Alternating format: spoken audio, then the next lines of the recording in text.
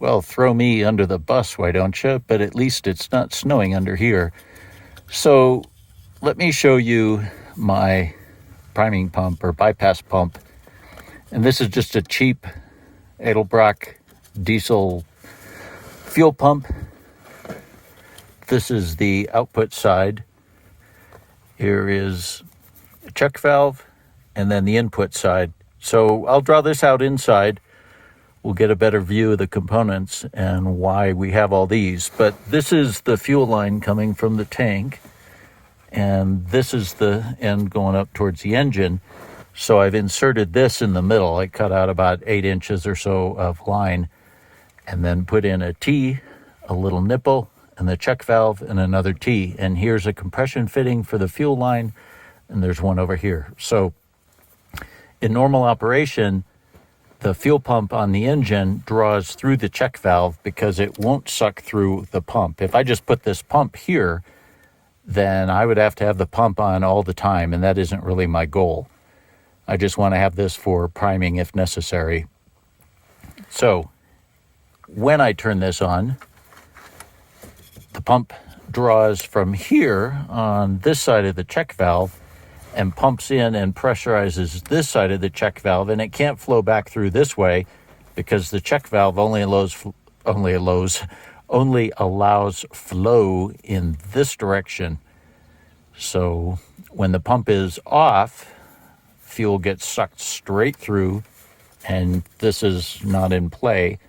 When this pump is on, it draws from this side, pumps in and pressurizes this side, which goes up to the engine, and the check valve prevents it from just running back into the tank. All right, let me just draw out the components here. So here's the fuel line with the tank and the engine, and the fuel is flowing in that direction.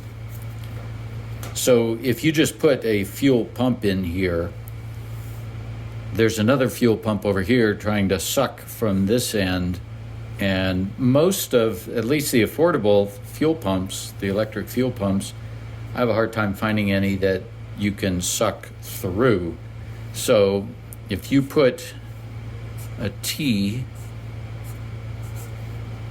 over here and a T over here,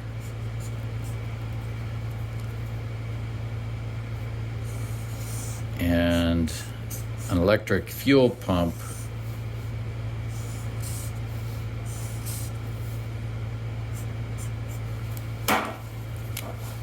so now fuel can flow this way or it can go this way,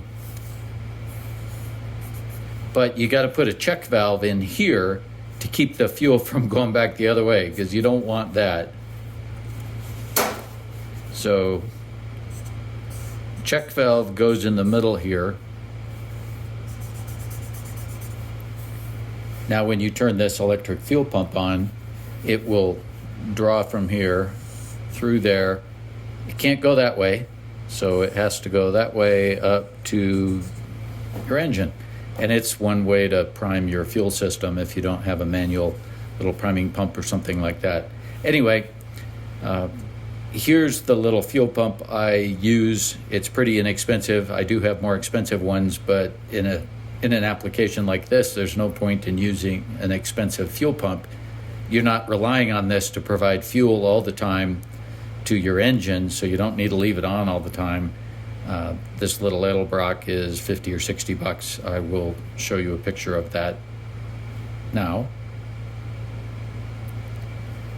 It works just fine.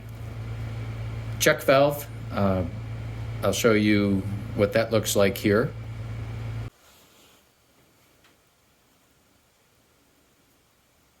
And then these are just components you can get from your local Napa or really any hardware store. The hard part, or the most important part, is finding fittings that fit the kind of fuel line you have. If you've got a rubber fuel line, then you can use a barbed fitting on each end.